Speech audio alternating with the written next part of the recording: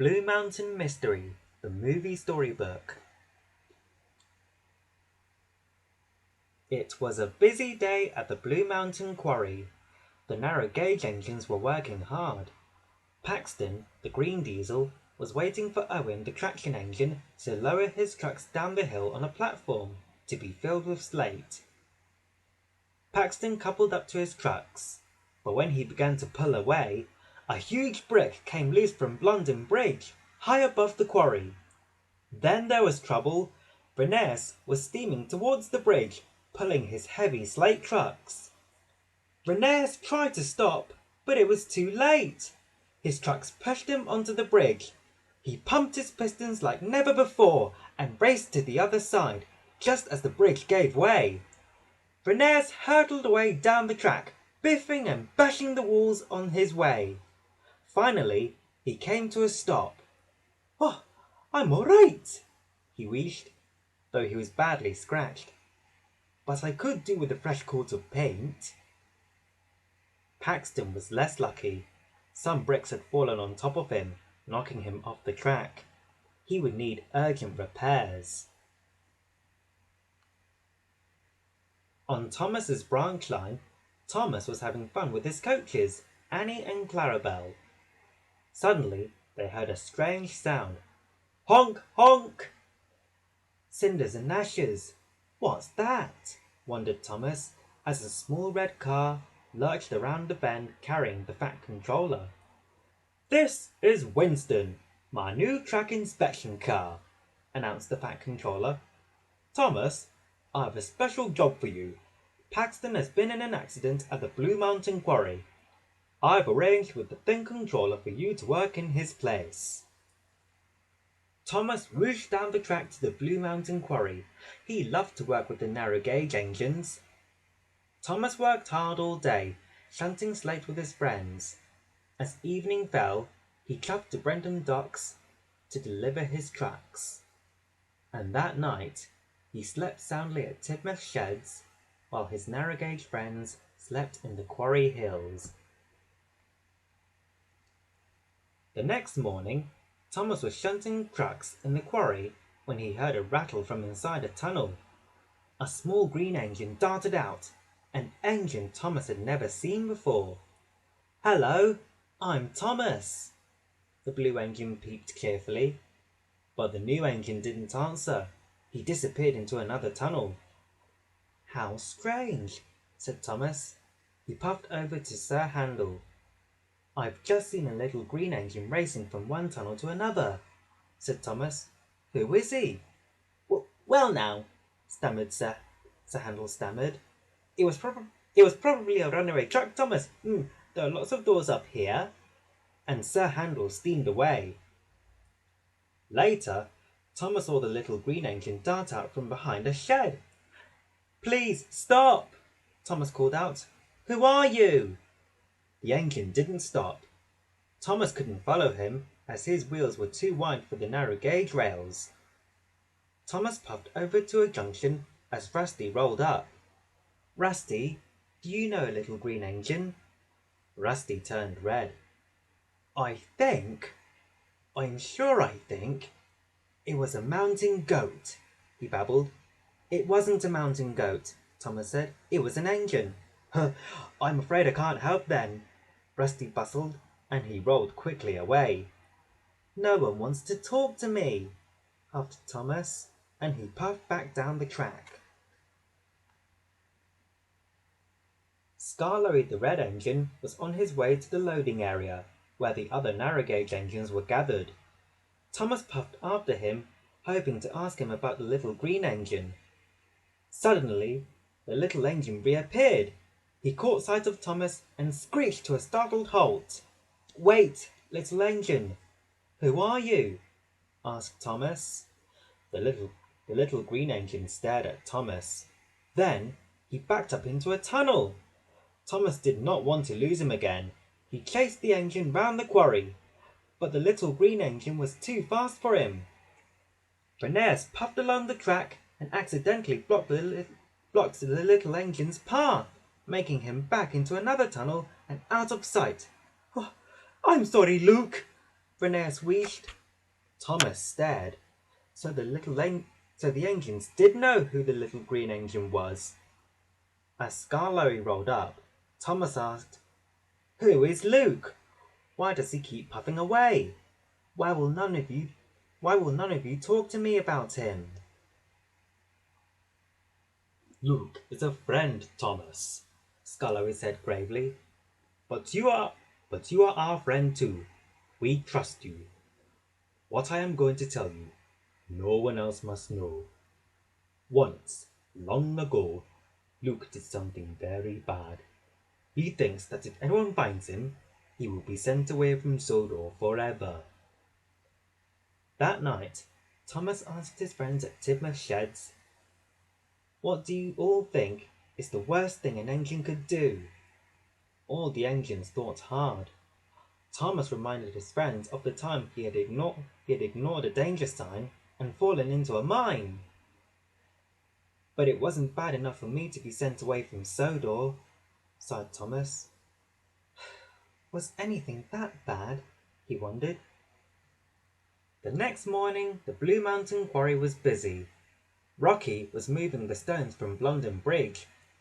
Thomas whooshed in and sped over to Rheneas and Skarloey. Rheneas was complaining that he needed a new coat of paint, as he was still badly scratched. "I've asked my friends," Thomas peeped. "We're sure there is nothing an engine could do that is bad enough to be sent away from Sodor." Skarloey looked sternly at Thomas. Have you talked to the other engines about Luke?" he asked. "No," said Thomas.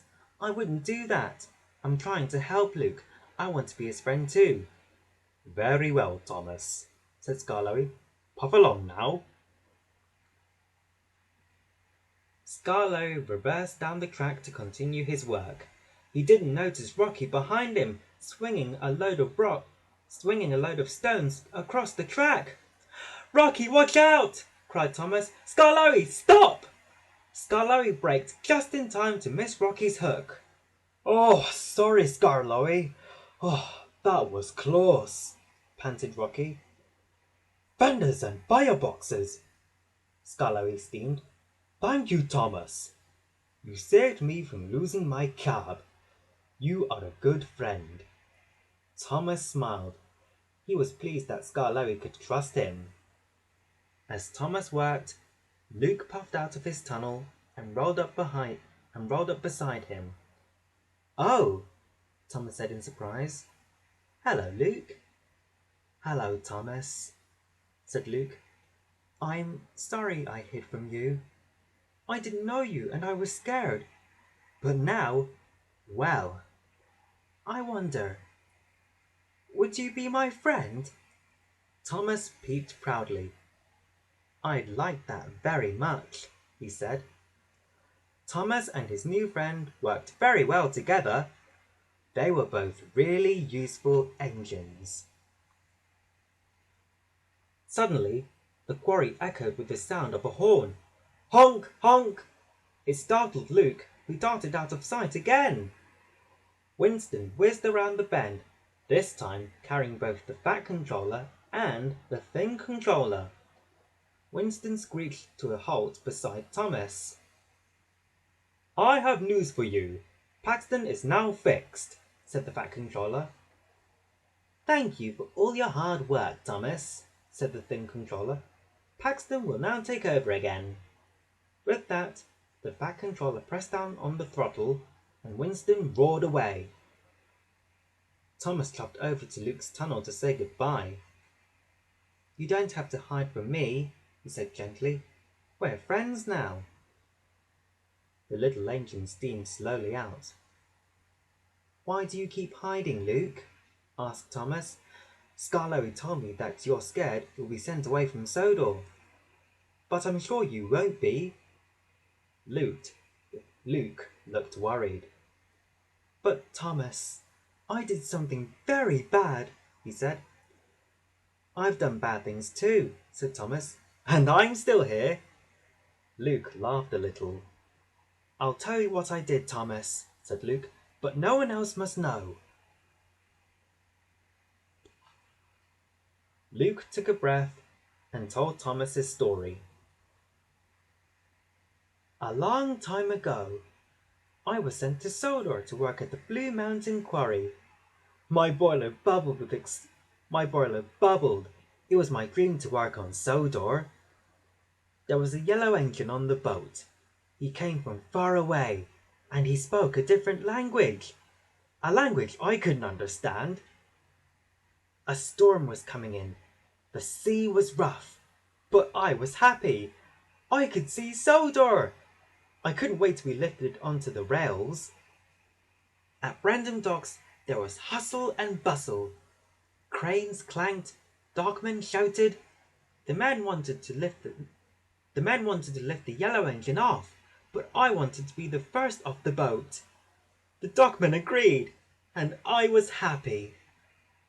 But then... "What, Luke?" said Thomas, bringing the little engine back from his memories. There was a long, long pause. "I knocked the yellow engine into the sea," said Luke. Thomas gasped loudly. "But how?" Luke said in a hushed voice. "I bumped into him and sent him splashing into the sea. The sound was terrible. I had to go to the steamworks to be fixed. I heard the storm thunder outside, but I could only think about the yellow engine in the sea. He was there for a very long time. By the time they lifted him out, he was rusty and ruined. The yellow engine was never seen again. He must have been taken to the smelter's yard. He couldn't be really useful anymore. And it was all my fault." "That was a long time ago," Thomas said softly. Suddenly, Thomas and Luke heard Scarlowi's voice. "Come along, Paxton. What are you standing there for? Get those wheels whirring." Paxton bolted out from behind a row of trucks. "What are you doing here?" asked Thomas in alarm. I've come to take Slate to the docks," Paxton stuttered. "That's my job again." "Excuse me." And off he sped down the tracks. Thomas looked back towards Luke, but the little green engine had gone. "Goodbye, Luke," Thomas called into the tunnel. "I have to go back to my branch line now, but I will come back. Remember, I am your friend."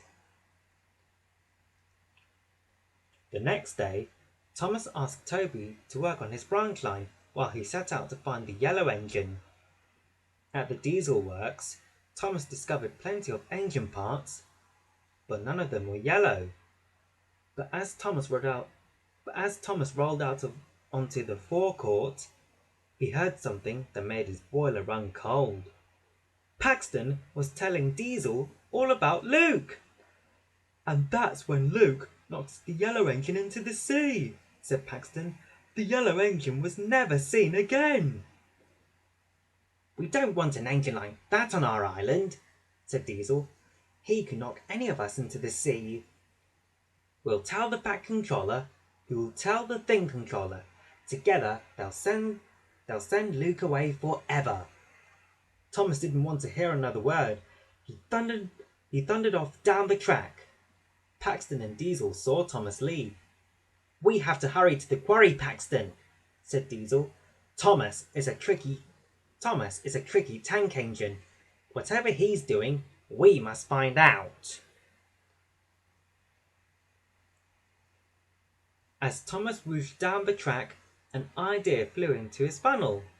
Luke had said the yellow engine had been rusty when it was pulled out of the sea. Where else would you take a rusty engine? Thought Thomas. The steamworks, of course. Thomas puffed to the steamworks. "Victor, do you remember fixing a yellow engine that fell into the sea?" He spoke a different language. Victor stopped pulling freight. "Calderas evidentes," he gasped. "What did you say?" asked Thomas. Then he realized Victor was speaking a different language. "Cinders and ashes," Thomas declared. It was you, Victor! You were the engine that fell into the sea. Please tell me what really happened. So Victor took a deep breath and told Thomas his story.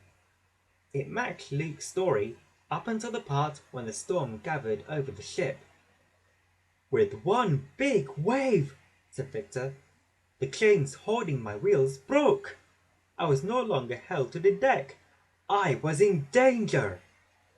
I called to the crew for help, but they didn't understand me, so they didn't help me. A crane lifted the little green engine first. He swayed on the end of the hook and bumped into me. I could do nothing. There were no chains to stop me. I slid into the sea. Splash! Because the weather was so bad, I was left in the sea for a long, long time. And when I was finally lifted out, I was in a terrible mess. You must have been very frightened, said Thomas. Yes, it was scary, said Victor. But the scariest thing of all was that no one understood me. So I learned your language. My first word was red. Why red? Asked Thomas. Victor gave a smile. Because, my friend, I had to be repainted, and red was the color I chose. A bright new color for my new life on Sodor. Thomas raced from the steamworks. He had to reach the quarry before Diesel and Paxton. He had to tell Luke the truth. Luke puffed out from the quarry hills to greet Thomas. Luke, I have wonderful news, wheezed Thomas from the quarry floor. I talked to Victor. He told me what really happened when you were being unloaded from the ship.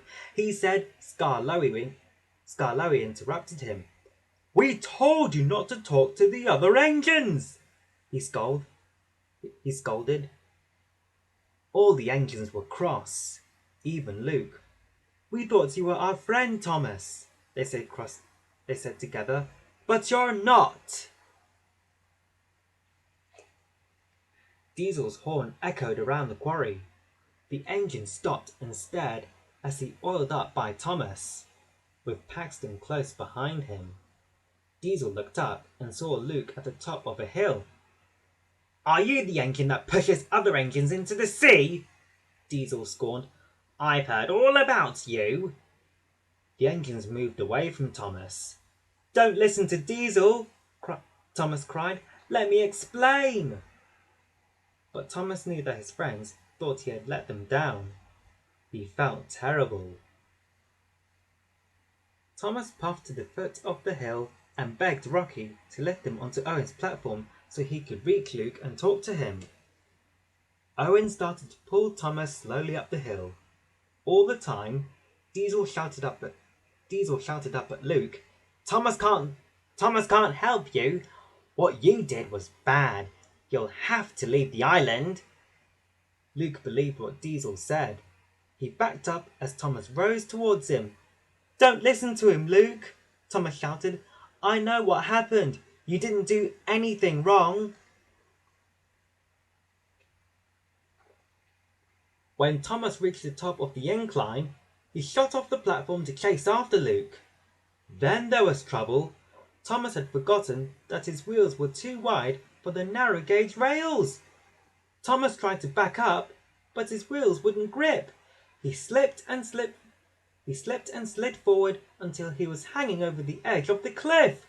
Thomas was in great danger. Luke buffered up to Thomas, who looked very worried.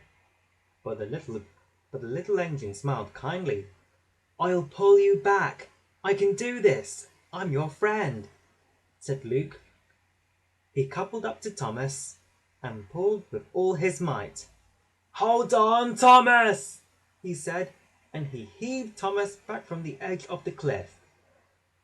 Thomas laughed in relief, but he wasn't out of danger yet.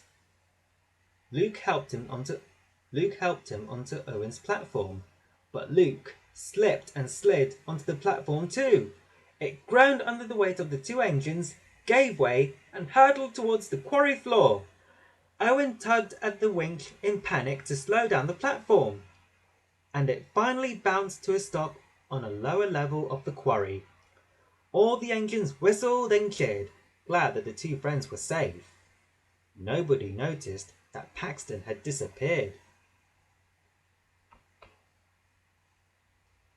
Suddenly, the engines heard honk, honk, as Winston rattled into the quarry, carrying the Fat Controller and the Thin Controller. The Fat Controller was very cross. Thomas, whatever are you doing? You're supposed to be back on your branch line, not here in the quarry, he boomed. He ordered Rocky to bring Thomas and Luke down. Devious Diesel slid forward. I can explain, sir, he said.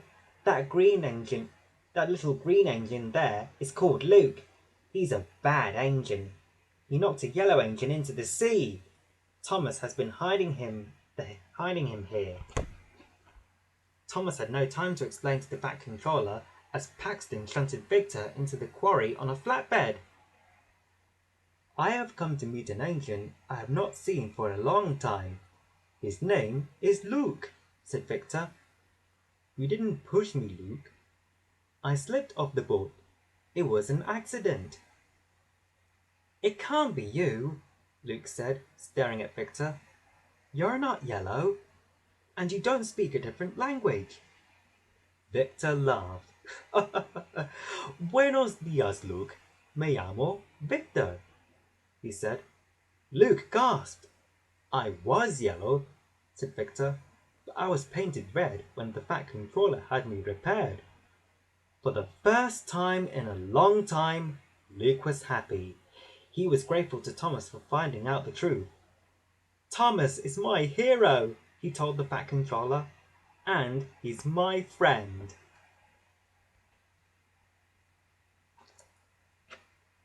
A few days later, Thomas went to the steamworks. Luke was there with Victor. Hello, Thomas, Victor said. I know you are looking for a yellow engine. Well, I think I found him. Phineas rolled out of the steamworks, smiling widely. He had been given a brand new bright yellow coat of paint. Thomas beamed from buffer to buffer. A bright new colour really does mean a new life for his friend.